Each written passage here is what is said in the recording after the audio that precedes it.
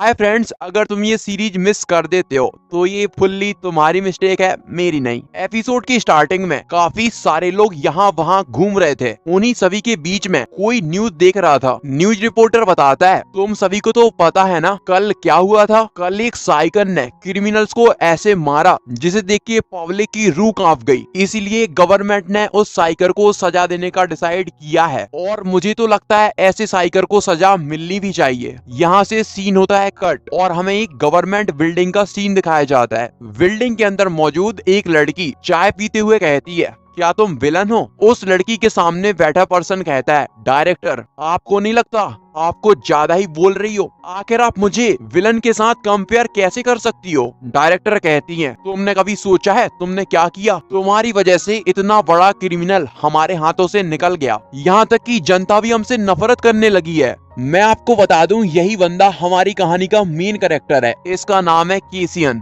Cation काफी ज्यादा गुस्से से कहता है, इसमें मेरी क्या गलती है? क्रिमिनल्स ने काफी सारे लोगों को पकड़ के रखा था, इसीलिए मैं ज्यादा कुछ नहीं कर पाया और वो लोग वहाँ से भाग गए। डायरेक्टर कहती है, इसमें तुम्हारी गलती है, तुम्हें ज्यादा केयरफुल रहना चाहिए था। भले ही तुमने काफी सारे लोगों को बचा लिया, लेकिन वो क्रिमिनल वहाँ से भाग गया। केसियन को लगता है कि उसने काफी बढ़िया काम किया, इसलिए वो डायरेक्टर से कहता है, हाँ मुझे अपने ऊपर पूरा भरोसा था कि मैं सारी की सारी पब्लिक को बचा लूंगा, इसीलिए मैंने उन सभी की धज्जियां उड़ा दी। लेकिन केसियन की बातें सुनने के बाद डायरेक्टर को गुस्सा आ जाता है। डायरेक्टर कहती है, तुम एक साइकर हो और तुम्हें एक साइकर के जैसे ही काम करना चाहिए। मैं तुम्हें ये आखिरी बार बता रही हूँ, काफी ज्यादा शांति और समझदारी से काम लिया करो। तुम्हें जो चीजें लगती हैं कि सही हैं, ऐसा हर बार नहीं होता कि वो सही हो। तुम्हारी वजह से हमारा कितना बड़ा नुकसान हो गया। तुमने वहाँ पे जो किया, विलन्स भी बिल्कुल वैसा ही करते हैं। तो मैं और विलन में क्या फर्क रह गया? लेकिन केसियन को डायरेक्टर की बातों से घंटा फर्क नहीं पड़ रहा होता। वो डायरेक्टर की बातें एक कान से सुनता है और दूसरे कान से उड़ा देता है। ये बात डायरेक्टर भी समझ जाती है, इसलिए वो कहती है, मैं तुम्हें थोड़े टाइम के लिए सस्पेंड कर रही हूँ, जाओ जाके रेस्ट करो। इतना कहने के बाद केसियन को वहाँ से निकाल देती है।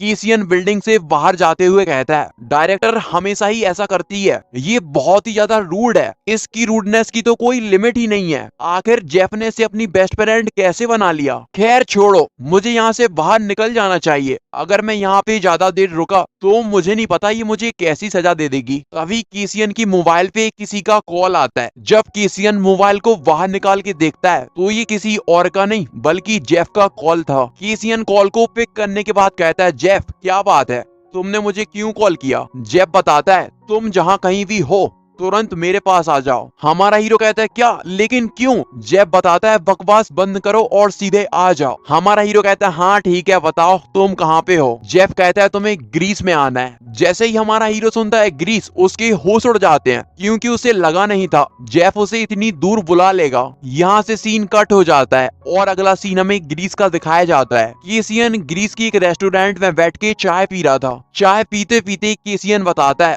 यहाँ का क्लाइमेट बहुत ही ज्यादा बढ़िया है और ये सिटी भी बहुत ज्यादा ब्यूटीफुल है। जेफ ने मुझे काफी बढ़िया जगह बुलाया। जब जेफ मुझसे मिलने आएगा तो मैं उसे शुक्रिया जरूर कहूंगा। वैसे भी बहुत टाइम हो चुका है मैं जेफ से नहीं मिला, मुझे लगता है पूरे 6 महीने हो चुके हैं। फिर हमारा हीरो केसियन अपनी ही यादों में गुम हो जाता है। वो हमें बताता है, मेरे मदर और फादर दोनों ही बचपन में गुजर गए थे, इसीलिए मैं एक अनाथ आश्रम में पला बड़ा हूँ। 2 पत्थर की बनी मूर्ति अपने आप ही यहाँ वहाँ चल रही थी, जिन्हें देख के हमारा हीरो कहता, वाह ये तो बहुत ही ज्यादा कूल है। जेफ तुम तो सच में बहुत ही ज्यादा कमाल के हो, तुमने इन्हें जिंदा कर दिया। जेफ मुस्कुराते हुए बताता है, नहीं ऐसी बात नहीं है, ये मेरी एबिलिटी है, मैं अपनी एबिलिटी की मदद से इन्हें हिला पा रहा हूँ। छोटा केसियन कहता है, अच्छा ऐसी बात है, ये तुम्हारी एबिलिटी है? क्या तुम साइकर बनने वाले हो? मुझे पता है तुम पक्का साइकर बनोगे और उन गंदे विलन्स को मारोगे, है ना? जेफ मुस्कुराते हुए कहता है, नहीं ऐसी बात नहीं है, मुझे नहीं लगता कि मैं इतना ज्यादा बढ़िया हूँ। केसियन हंसते हुए कहता है, नहीं नहीं तुम सच में बहुत ही ज्यादा कूल हो। अभी सीन प्रेजेंट में आता है। केसियन बताता है, वो टाइम सच में बहुत ही ज्यादा कमाल का था, मुझे अपने पुराने टाइम की काफी ज्यादा याद आ रही है। काफी टाइम गुजर जाता है लेकिन हमारे हीरो से मिलने के लिए जेफ नहीं आता। केसियन कहता है, अरे ये क्या, रात के 7:30 बज गए, बहुत ज्यादा देर हो चुकी है,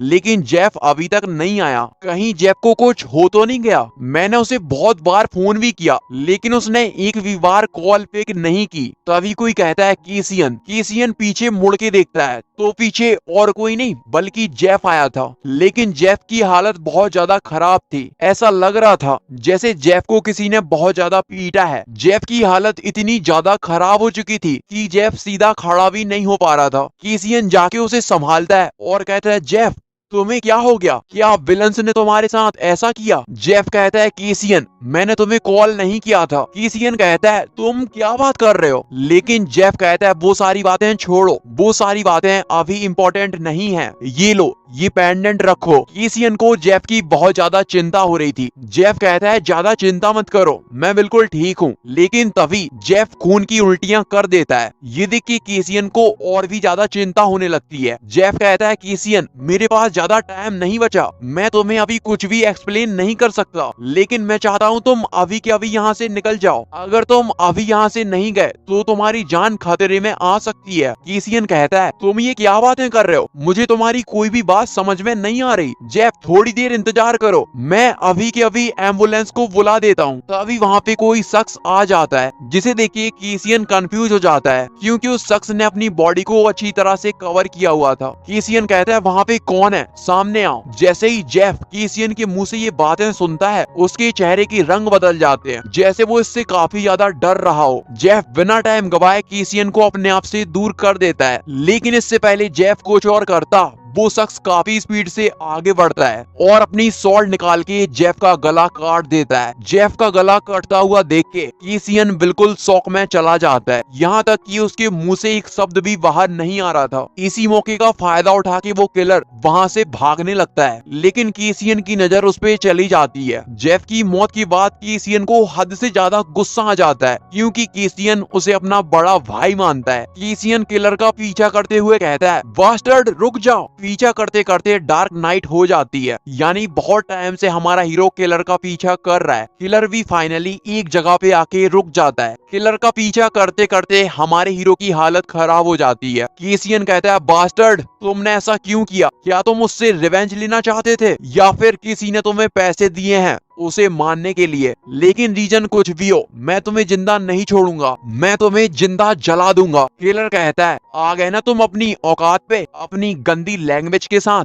इतना कहते कहते किलर अपना मास्क हटा देता है। जैसे ही हमारा हीरो केसियन उसको देखता है, केसियन के होश उड़ जाते हैं। केसियन कहता है, ये तो जैक है। हमें बताया जाता है इसका नाम है जैक और ये एस रैंक का साइकर है। केसियन कहता है, जैक आखिर तुमने जेफ को क्यों मार दिया? जैक बताता है, मैं गद्दारों के बारे में ज्यादा बात नहीं करता। केसियन कहता है, गद्दार तुम ये क्या बात कर रहे हो? तभी वहाँ एक और लड़की आती है और कहती है, हाँ ये सारी की सारी बात सच है, जेफ ने हमारे साथियों में से एक को मार दिया। हमारे पास इस बात का सबूत भी है और गवाह भी, यहाँ तक कि लैंपस के लीडर्स को भी इस बारे में पता है। ये लड़की भी एस रैंक की साइकर है और इसका नाम है लाइरा। जैक बताता है, केसियन हमें तुम्हारे ऊपर भी शक है, ऐसा हो सकता है कि तुम भी गद्दार हो। मुझे ये बताओ, तुम्हारी जेफ के साथ आखिरी टाइम क्या बात हुई थी? जो कुछ भी तुम्हारी बात जेफ के साथ हुई है हमें सीधे सीधे बता दो। केसियन सबसे पहले जैक की तरफ देखता है, फिर लाइरा की तरफ देखता है और एक लंबी सांस भरने के बाद कहता है, जेफ पिछले 10 साल से एज अ साइकर काम कर रहा है, उसने आज तक किसी विलन को भी नहीं मारा, और तुम कह रहे हो कि उसने तुम्हारी टीम के एक मेंबर को मार दिया। लाइरा समझ जाती है केसियन उन पे अटैक करने वाला है,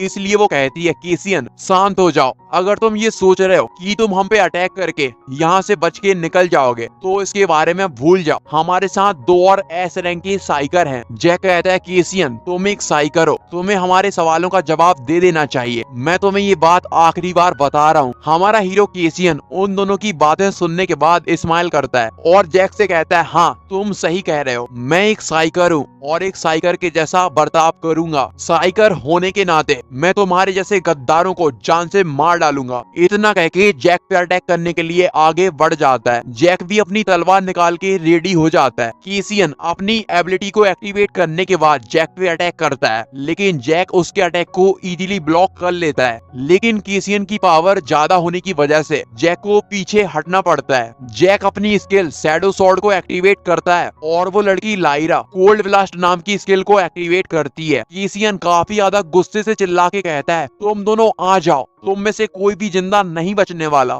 तभी लाइरा केसियन पे अटैक करने के लिए आगे बढ़ जाती है। हमारा हीरो भी लाइरा पे अटैक करता है। उन दोनों के अटैक आपस में टकराते हैं, जिससे चारों तरफ रोशनी हो जाती है। जैसे ही केसियन फिर से अटैक करने के लिए आगे बढ़ने लगता है, तभी केसियन पे कोई फायर करता है और वो गोली सीधा आके उसके पेट में लगती है, जिसकी वजह से केसियन ग्राउंड पे गिर जाता है। अब केसियन को याद आता है इसने जिन साइकर के बारे में कहा था उनमें से एक स्नाइपर है। लाइरा कहती है, केसियन सरेंडर कर दो, अगर तुमने सरेंडर नहीं किया तो अगली बार गोली तुम्हारे हेड पे चलेगी। लेकिन केसियन उनकी एक बात नहीं सुनता और अपनी फायर को एक्टिवेट करते हुए कहता है, आज या तो मैं जिंदा रहूंगा या फिर तुम, और अपना सबसे पावरफुल अटैक हेल फायर कर देता है। अटैक सीधा जाके उन दोनों को लगता है, जिसकी वजह से वहां पे काफी बड़ा धमाका हो जाता है। इसी धमाके का फायदा उठा के केसियन वहां से भागने लगता है, क्योंकि उसे पता है वो अकेला नहीं जीत पाएगा। लेकिन केसियन जैसे ही नदी के अंदर जंप करने वाला था, तभी पीछे से गोली चलती है और उसके दिल के आर पार हो जाती है। गोली लगने के बाद केसियन पानी के अंदर गिर जाता है। उसके दिमाग में सिर्फ एक ही बात चल रही थी कि वो ऐसे नहीं मर सकता, उसे अपना रिवेंज लेना है। तभी वो पेंडेंट जो कि जेफ ने उसे दिया था एक्टिवेट हो जाता है और यहाँ से हो जाता है सीन कट। फिर हमें एक बाथरूम का सीन दिखाया जाता है। एक लड़का कहता है, ये क्या हुआ, ये मर गया, ये सांस नहीं ले रहा। दूसरा लड़का कहता है, क्या सच में, क्या सच में ये मर गया। उन सभी लड़कों ने मिलके एक लड़के को पीटा था और उसका सर टॉयलेट में डुबोकर उसे मार डाला था। जब उन लड़कों को पता चलता है कि वो मर चुका है, तो वो सभी के सभी वहाँ से भाग जाते हैं। तभी उस लड़के की बॉडी के अंदर हलचल होती है और वो लड़का अपना सर टॉयलेट से बाहर निकाल लेता है। फिर हमें दिखाया जाता है इस लड़के के गले के अंदर वही लॉकेट है जो कि हमारे हीरो केसियन के पास था। वो लड़का उठने के बाद कहता है, मैं कहाँ पे हूँ, मुझे अभी भी याद है मैं पहाड़ से नीचे गिर गया था और मेरी आवाज अलग क्यों लग रही है। जब वो लड़का आईने के सामने जाता है तो अपना ही फेस देख के शॉक हो जाता है। हाँ, तुम लोग तो समझ ही गए होगे, ये कोई और नहीं बल्कि अपना हीरो है। केसियन अपने चेहरे को छूते हुए कहता है, ये कैसे हो सकता है, मेरा चेहरा कैसे बदल गया, मेरी बॉडी एक बच्चे जैसी कैसे हो गई। नहीं, ऐसा नहीं हो सकता, मैं कोई बुरा सपना देख रहा हूँ, ये कोई बुरा सपना होगा। इतना सोचने के बाद केसियन बार बार चेहरा धोता है, लेकिन कोई फर्क नहीं पड़ता। अब केसियन समझ जाता है कि ये कोई सपना नहीं है बल्कि रियलिटी है। केसियन कहता है, यहाँ पे क्या चल रहा है, मुझे तो कुछ भी समझ में नहीं आ रहा। तभी उसके दिमाग में मेमोरी आने लगती है। ये जिसकी बॉडी है उसकी मेमोरी, उसे वो सारे के सारे लड़के दिख जाते हैं जो कि इसे बुली करते हैं, और ये भी पता चल जाता है कि अभी वो कोरिया के अंदर है और इस लड़के का नाम है रॉबिन, इसीलिए मैं भी इसे अब से रॉबिन ही कहूंगा। रॉबिन कहता है, आखिर यहाँ पे क्या चल रहा है, ये सारी मेरी मेमोरी नहीं है। तभी उसे किसी की आवाज आती है, केसियन फाइनली तुम उठ ही गए। जैसे ही रॉबिन को ये आवाज आती है,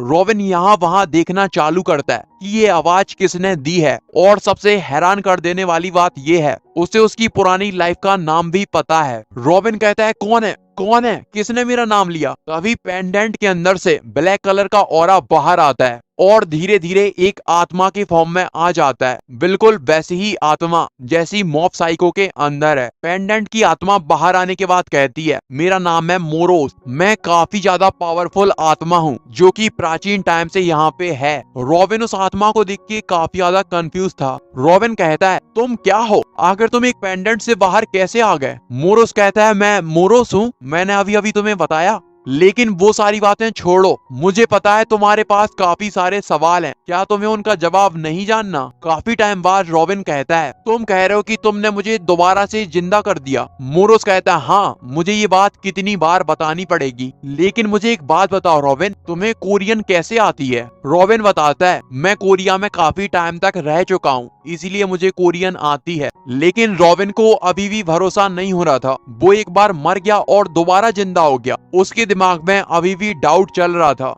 कहीं ये सब सच में कोई ड्रीम तो नहीं। तभी मोरोस कहता है, क्या तुम्हें याद है जेफ ने तुम्हें पेंडेंट दिया था ताकि तुम सही सलामत रहो। रॉबिन को भी याद आता है जेफ ने मरने से पहले उसे पेंडेंट दिया था। रॉबिन कहता है, अच्छा मुझे बताओ जेफ किस चीज को ढूंढ रहा था। जितना मुझे याद है वो किसी सॉर्ड को ढूंढ रहा था। मोरोस काफी ज्यादा सीरियस होके कहता है, कोई ऐसी वैसी सॉर्ड नहीं बल्कि sword of annihilation. Sword of annihilation एक बहुत ही ज्यादा प्राचीन सॉर्ड है। रॉबिन कहता है, तुम्हें ये बात कैसे पता चली कि वो सॉर्ड प्राचीन टाइम में बनाई गई थी। मोरोस कहता है, क्योंकि मैं बहुत ही कमाल की आत्मा हूँ जो कि प्राचीन टाइम से एक्सेप्ट करती है। हमारा हीरो कहता है, नॉनसेंस, तुम बकवास कर रहे हो। मोरोस कहता है, अगर तुम्हें कोई बात नहीं पता तो पहले उसे जानो, उसके बाद कुछ भी कहो। मोरोस के लेक्चर सुनने के बाद रॉबिन को गुस्सा आ जाता है। रॉबिन अपना फोन निकाल के कहता है, मैं तुम्हारी बातों पे भरोसा क्यों करूं? मोरोस बताता है, क्योंकि मैंने अपनी आधी पावर तुम्हें रिवाइव करने के लिए गवा दी। क्या इतना काफी नहीं है? रॉबिन कहता है, सैक्रिफाइस, वो भी अपनी पावर की।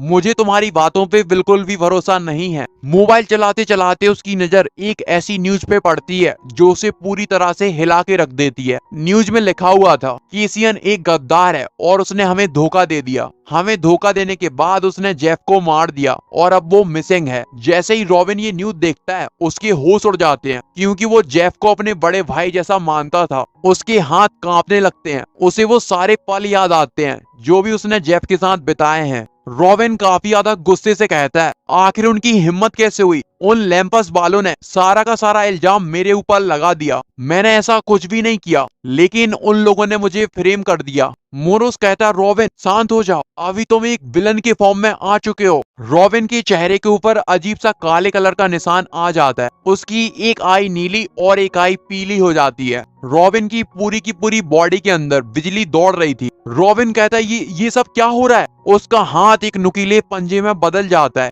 जब वो अपनी बॉडी की तरफ देखता है तो उसकी बॉडी के अंदर विलन की पावर आ चुकी थी, जिसे देख के रॉबिन कहता है, अब ये क्या मजाक है?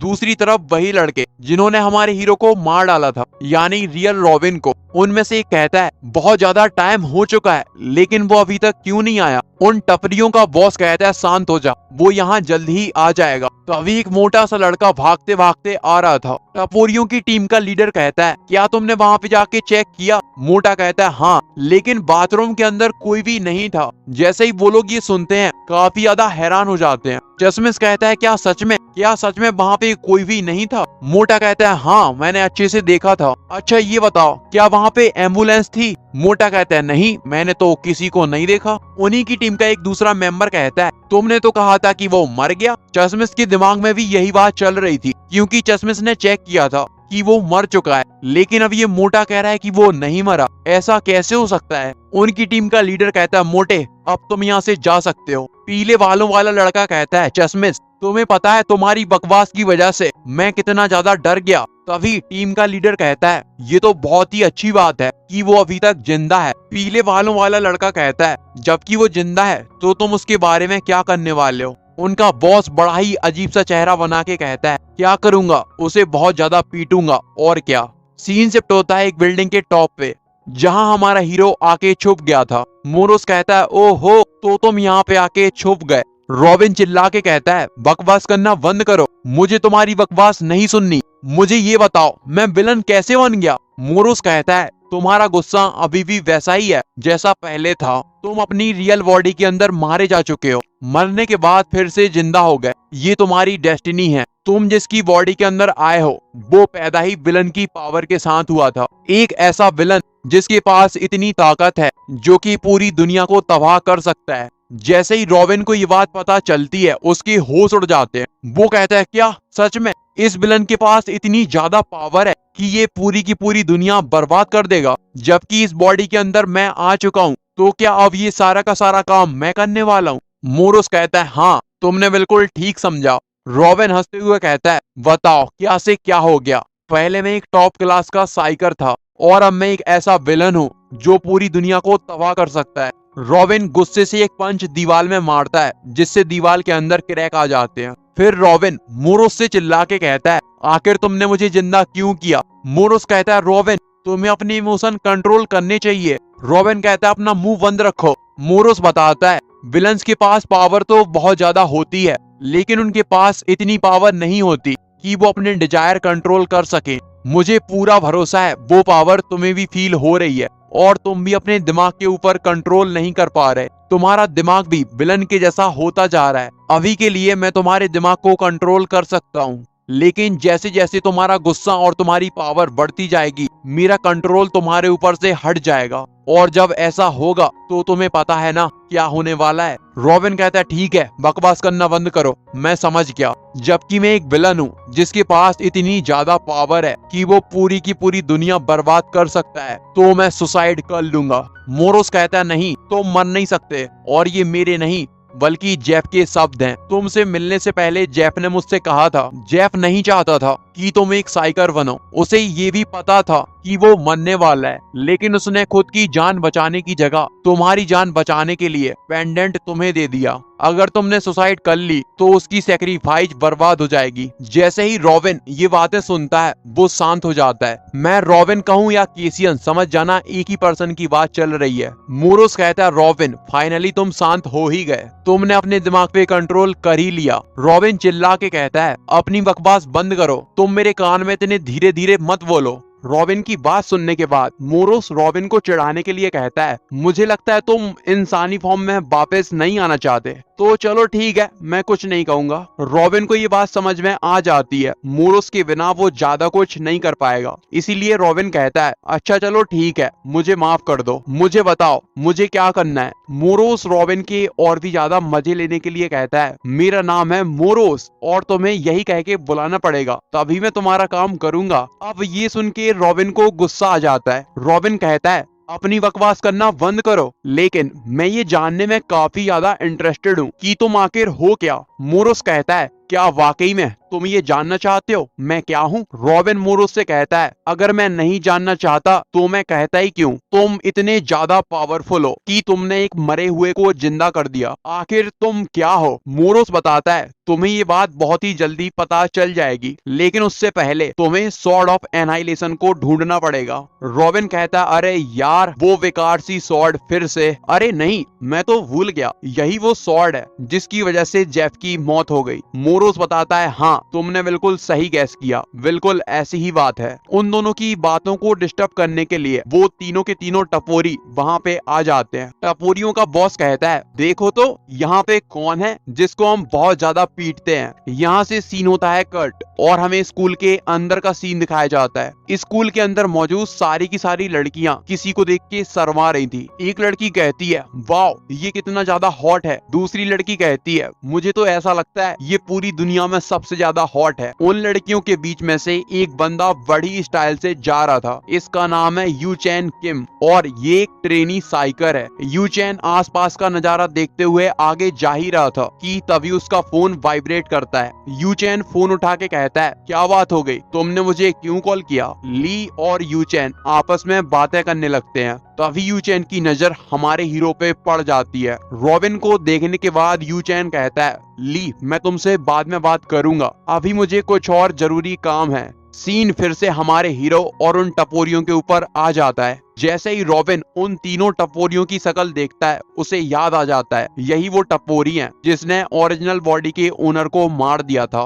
फिर रॉबिन मोरोस की तरफ देखता है क्योंकि उसे ऐसा लग रहा था ये लोग भी मोरोस को देख पा रहे हैं। मोरोस रॉबिन को बताता है नहीं ऐसी कोई बात नहीं है, ये लोग मुझे नहीं देख सकते। पीले बालों वाला टपोरी कहता है तुझे पता है तेरी वजह से हम कितना ज्यादा डर गए थे। टपोरियों का बॉस कहता है रॉबिन तुझे रूल नहीं पता क्या, अगर तू हमारी मार खा के बेहोश हो गया था तो तुझे उठने के बाद सीधा हमारे पास आ जाना चाहिए था, लेकिन हमारे पास आने की वजह तू यहाँ पे आके छुप गया, लगता है तू मरना चाहता है। तभी रॉबिन कहता है क्या तुम्हारी बकवास खत्म हो गई। रॉबिन को सामने से जवाब देता हुआ देख के वो तीनों के तीनों चौंक जाते हैं क्योंकि रॉबिन ने इन्हें कभी भी जवाब नहीं दिया। रॉबिन कहता है मेरा दिमाग बहुत ज्यादा खराब है और तुम लोग मेरा दिमाग और भी ज्यादा खराब करने के लिए आ गए, अच्छा रहेगा अगर तुम यहाँ से दफा हो जाओ वरना मुझे बच्चों को मानना पड़ेगा, मुझे बच्चों को मानना पसंद नहीं है। मोरोस रॉबिन को बताता है रॉबिन शांत हो जाओ, अगर तुमने अपनी पावर कंट्रोल नहीं की तो ये तीनों के तीनों मारे जाएंगे। भले ही तुम अपने विलन के फॉर्म में नहीं हो, लेकिन एक विलन अपने इंसानी फॉर्म में बाकी सारे इंसानों से ज्यादा ताकतवर होता है। रॉबिन मोरोस को बताता है,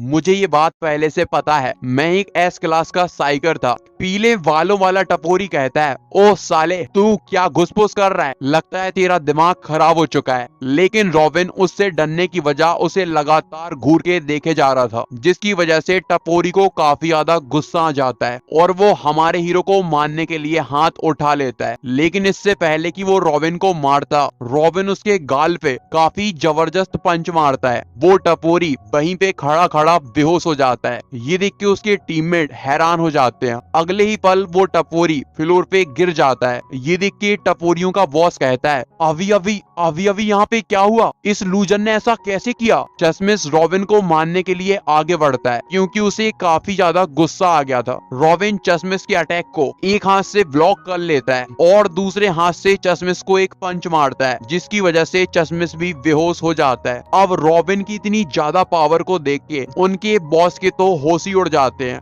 रॉबिन टपोरियों के बॉस की तरफ देखता है और कहता है, क्या तुम्हें दूसरे बच्चों को बुली करने में मजा आता है, तुम्हें शर्म नहीं आती अपने से कमजोर बच्चों को बुली करने में। लेकिन उनका बॉस इतना ज्यादा डर चुका था कि उसके मुंह से एक भी शब्द नहीं निकल रहा था। ये देख के रॉबिन कहता है, क्या तुम्हारी जबान चूहा खा गया या तुम्हारे मुंह से कोई शब्द बाहर नहीं आ रहा। टपोरियों का बॉस हंसते हुए कहता है, तुझे क्या लगता है शर्म नाम की कोई चीज होती भी है, मुझे नहीं आती शर्म। और तू लूजर उन दोनों को मारने के बाद ऐसा समझ रहा है कि तू बहुत ज्यादा ताकतवर है, तो ये तेरी गलतफहमी है। अब ये देख के रॉबिन को वाकई में गुस्सा आ जाता है। रॉबिन काफी ज्यादा सीरियस मूड में कहता है, तो मुझे लगता है तुम अपना लेसन नहीं सीखे, तुम्हें एक बढ़िया लेसन सिखाना चाहिए। इतना कह के रॉबिन अटैक करने के लिए आगे बढ़ जाता है। जैसे ही रॉबिन टपोरियों के बॉस के करीब पहुंचता है, टपोरियों का बॉस रॉबिन को पंच मारने की कोशिश करता है लेकिन नहीं मार पाता। रॉबिन उसके पंच को डॉच करने के बाद उसके मुंह पे बहुत तेज पंच मारता है, जिसकी वजह से टपोरियों का बॉस फ्लोर पे गिरने ही वाला था। लेकिन रॉबिन उसे नीचे गिरने से पहले दोबारा उसे एक और पंच मारता है और इस पंच को खाने के बाद टपोरियों के बॉस की हालत खराब हो जाती है। रॉबिन कहता है, क्या अब तुम्हें शर्म आ रही है। लेकिन वो टपोरी अभी भी नहीं सुधरता। वो रॉबिन को काफी ज्यादा गालियां देने लगता है।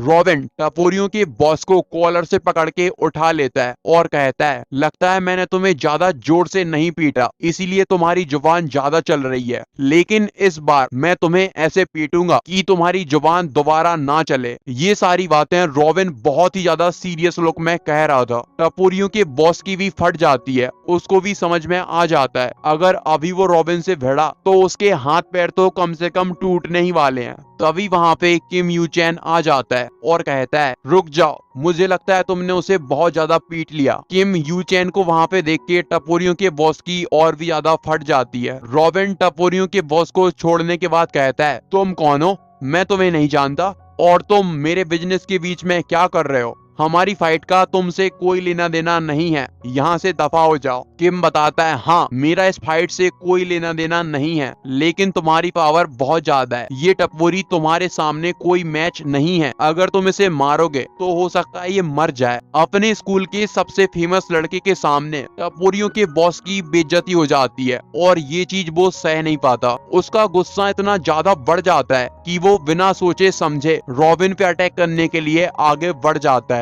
लेकिन जैसे ही वो रॉबिन के करीब आता है, रॉबिन उसे किक मार के दूर हटा देता है। तभी यू चैन रॉबिन के कंधे पे हाथ रख के कहता है, बस बहुत हो गया, रुक जाओ। लेकिन रॉबिन बहुत ही ज्यादा गुस्से में था, इसीलिए रॉबिन यू चैन पे भी अटैक कर देता है। देखने से ऐसा लग रहा था जैसे यू चैन की हालत खराब हो गई, लेकिन ऐसा कुछ भी नहीं था। यू चैन ने रॉबिन के अटैक को आराम से ब्लॉक कर लिया था। इसके बाद रॉबिन और यू चैन दोनों ही फाइट करने लगते हैं। रॉबिन के सारे अटैक यू चैन बड़ी आसानी से डॉज कर रहा था। यू चैन रॉबिन को काफी तगड़ी फाइट दे रहा था, लेकिन उसका कुछ भी बिगाड़ नहीं पा रहा था। रॉबिन को ये बात समझ में नहीं आ रही थी कि ये बंदा इतना ज्यादा पावरफुल कैसे है। तभी मोरोस कहता है, रॉबिन वो कोई आम बंदा नहीं है, बल्कि एक साइकर है। अगर तुम अपने इंसानी फॉर्म में से लड़ते रहे तो तुम हार जाओगे। जब रॉबिन का ध्यान मोरोस के ऊपर था, तभी यू चैन मौके का फायदा उठा के रॉबिन पे अटैक कर देता है। हालांकि रॉबिन उसके अटैक को डॉज कर लेता है, लेकिन रॉबिन के गाल पे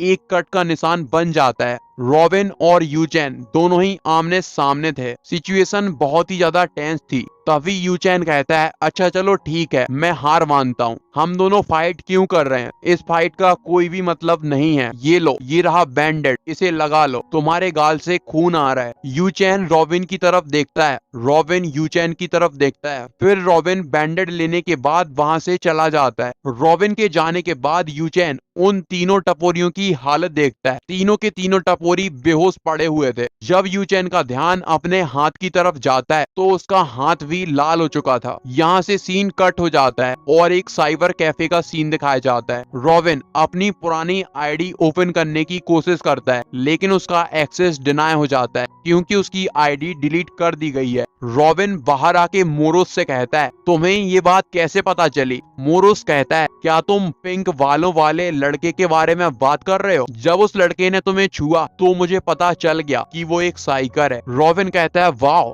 तुम्हारे पास ऐसी एबिलिटी है, ये तो बहुत ज्यादा काम आएगी। मोरोस बताता है, ये तो बस एक छोटी सी ट्रिक है, मैं पूरा का पूरा एनालाइज कर सकता हूँ। रॉबिन कहता है, पावर एनालिसिस, तुम्हारे पास ये एबिलिटी कैसे आई और तुम्हें इसके बारे में कैसे पता है? मोरोस कहता है, मैं एक प्राचीन सोल हूँ और मुझे बहुत कुछ पता है। अगर तुम अपनी विलन की फॉर्म में आ जाओगे और तुम्हारे पास कौन सी स्किल है, तुम्हें बता पाऊंगा। चलो अभी के अभी विलन के फॉर्म में आ जाओ। लेकिन रॉबिन उसके सवाल का जवाब नहीं देता। ये देख के मोरोस कहता है, लगता है तुम अपनी स्किल नहीं जानना चाहते। रॉबिन बताता है, ऐसी कोई बात नहीं है, मैं तो विलन के फॉर्म में आना चाहता हूँ क्योंकि विलन का फॉर्म ही है जो कि मेरी मदद कर सकता है, लेकिन मुझे नहीं पता मैं अपने विलन के फॉर्म को कैसे एक्टिवेट करूँ। मोरोस बताता है, हर एक विलन किसी ना किसी इमोशन पे कंट्रोल नहीं कर पाता और मुझे लगता है तुम अपने गुस्से पे कंट्रोल नहीं कर पाते। अगर तुम्हें ज्यादा गुस्सा आएगा तो तुम एक विलन के फॉर्म में ट्रांसफॉर्म हो जाओगे। जैसे ही रॉबिन को ये बात पता चलती है कि उसे गुस्सा करना है तो वो सारी की सारी बातें याद करता है जिससे उसे गुस्सा आ जाए, जैसे कि अपने बचपन की यादें, उसके बाद कैसे वो मरा, कैसे उसका फ्रेंड जेफ मरा और वो सारी बातें जिससे उसे गुस्सा आता है। गुस्सा आने की एक्टिंग करने के लिए रॉबिन बहुत जोर से चिल्लाता है, जिन लोगों ने भी मेरे साथ ऐसा किया है मैं उन सभी को मार डालूंगा। रॉबिन को ऐसा करता हुआ देख के मोरोस कंफ्यूज हो जाता है और कहता है, रॉबिन ये तुम क्या कर रहे हो? रॉबिन बताता है, मैं गुस्सा कर रहा हूँ और क्या। फिर मोरोस रॉबिन को समझाता है, तुम्हें गुस्सा करने के लिए चिल्लाने की कोई जरूरत नहीं है, बस तुम अपने दिमाग के अंदर गुस्सा करो और तुम्हारा विलन का फॉर्म एक्टिवेट हो जाएगा। मोरोस की बात सुनने के बाद रॉबिन काफी ज्यादा शर्मिंदा हो जाता है। यहाँ से सीन होता है कट और हमें एक गाड़ी का सीन दिखाया जाता है। गाड़ी के अंदर बैठे हुए दो बंदे आपस में बात कर रहे थे। एक विलन है जिसे बॉम्ब को ब्लास्ट करना काफी ज्यादा पसंद है। मुझे खबर मिली है 2 दिन पहले वो कोरिया के अंदर आ गया। कोरिया के अंदर आने के बाद उसने 102 लोगों को मार दिया। ये विलन काफी ज्यादा तबाही मचाने में बिजी है। यूचेन के बाजू में बैठा साइकर कहता है, अगर ये क्लोज कॉम्बैट में फाइट करता तो मैं इसे आसानी से हरा देता, लेकिन ये साला विलन ये बॉम्ब फोड़ के बंदों को मारता है, इसीलिए इससे फाइट करना काफी ज्यादा कठिन होगा। हमें बताया जाता है इसका नाम है ली और ये बी रैंक का साइकर है। यूचेन कहता है, इस दुनिया में जितने भी विलन हैं हमें उन सभी को मार देना चाहिए क्योंकि विलन अपने दिमाग पे कंट्रोल नहीं रख पाते और ऐसे ऐसे क्राइम कर देते हैं जिनके बारे में हम सोच भी नहीं सकते। ली कहता है, अरे यार किम, तुम्हें क्या हो जाता है? जब भी तुम विलन की बात करते हो तुम्हारे चेहरे का रंग ही बदल जाता है। यूचेन किम कहता है, हाँ क्योंकि विलन होते ही ऐसे हैं, हमें विलन्स को मार देना चाहिए,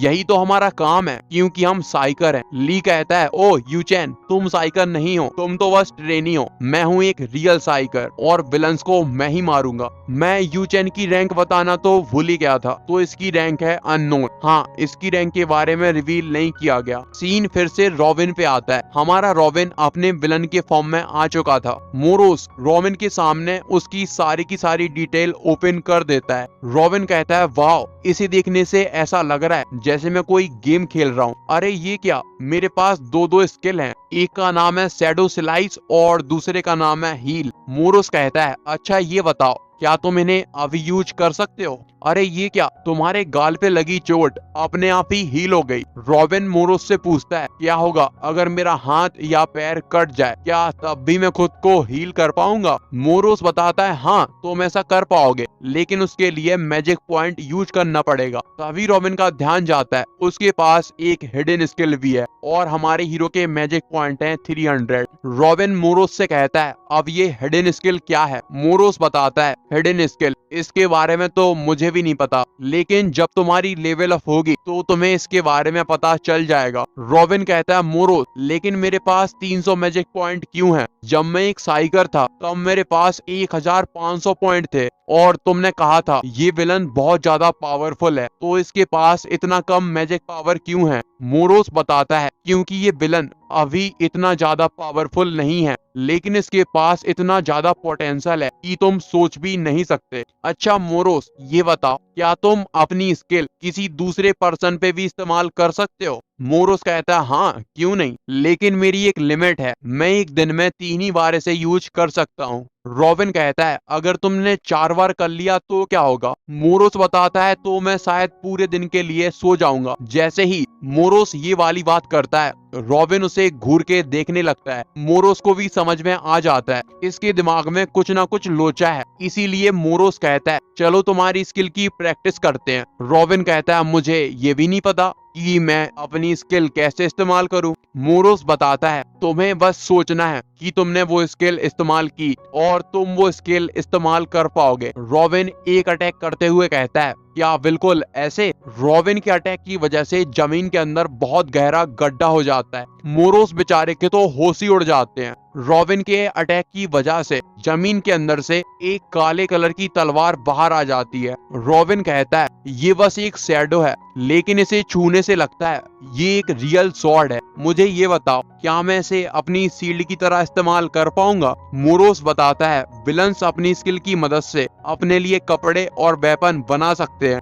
रॉबिन अपने लिए कपड़े बना लेता है और कहता है हाँ ये बात तो मुझे भी पता थी, क्या तुम ऐसे ही कपड़ों के बारे में बात कर रहे थे? लेकिन रॉबिन के कपड़े बहुत ही ज्यादा बेकार थे, जिन्हें देख के मोरोस कहता है लगता है तुम्हें फैशन की बिल्कुल भी समझ नहीं है। रॉबिन कहता है बकवास बंद कर, तेरी बकवास से मैं पक गया हूँ। ऐसे ही वो लोग यहाँ वहाँ घूमते घूमते शाम कर लेते हैं। मोरोस कहता है अब रात होने वाली है, तुम कहाँ जाओगे? रॉबिन कहता है मैं तो अपने घर जा रहा हूँ। भले ही मेरे पास कोई फैमिली ना हो, लेकिन रॉबिन के पास फैमिली थी। रॉबिन के मदर और फादर दोनों ही मर चुके हैं, लेकिन उसके पास एक बहन है। मोरोस कहता है अच्छा तो तुम उससे मिलने के लिए जा रहे हो? रॉबिन कहता है हाँ, और मैं कहाँ जाऊंगा। भले ही रॉबिन एक विलन हो, लेकिन वो अपनी बहन से बहुत ज्यादा प्यार करता है। मोरोस कहता है क्या तुम्हें बुरा लग रहा है कि रॉबिन की डेथ हो चुकी है? रॉबिन कहता है हाँ और क्या, रॉबिन की डेथ मेरी वजह से हुई है। अचानक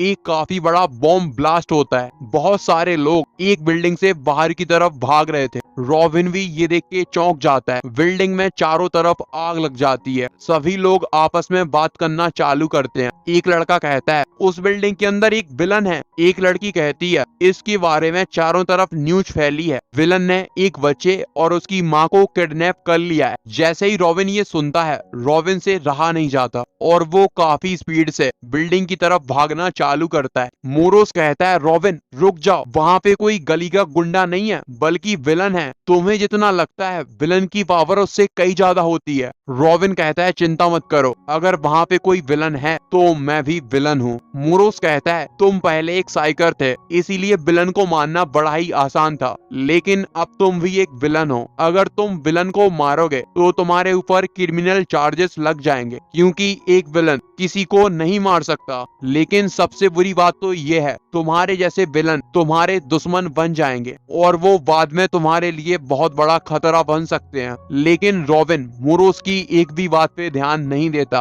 और सीधा बिल्डिंग के पास पहुंच जाता है। बिल्डिंग के बाहर आने के बाद रॉबिन कहता है अगर वो मेरे दुश्मन बन भी गए तब भी मुझे कोई फर्क नहीं पड़ता। मोरोस कहता है रॉबिन तुम ये सब इसीलिए कर रहे हो क्योंकि तुम पहले एक साइकर थे। रॉबिन बताता है नहीं ऐसी कोई बात नहीं है, मैं वहाँ पे इसीलिए जा रहा हूँ क्योंकि उसने एक बच्चे और उसकी माँ को पकड़ के रखा है। अगर मैं वहाँ पे नहीं जाऊंगा तो वो दोनों मारे जाएंगे। मोरोस को याद आता है जेफ ने उससे कहा था कि एशियन भले ही बहुत ज्यादा गुस्से वाला है लेकिन उसके पास एक काफी बढ़िया दिल है, एक ऐसा दिल जैसा किसी और के पास नहीं हो सकता। ये सारी बातें याद करके मोरोस कहता है रॉबिन तुम चाहे कोई भी फैसला ले लो, अब से मैं तुम्हारे साथ हूँ। इसी के साथ हमारा एपिसोड खत्म हो जाता है। अगर तुम्हें ये सीरीज बढ़िया लगी तो कमेंट करके बता देना। इसका नेक्स्ट एपिसोड 2 या 3 दिन में आ जाएगा। तब तक के लिए बाय बाय।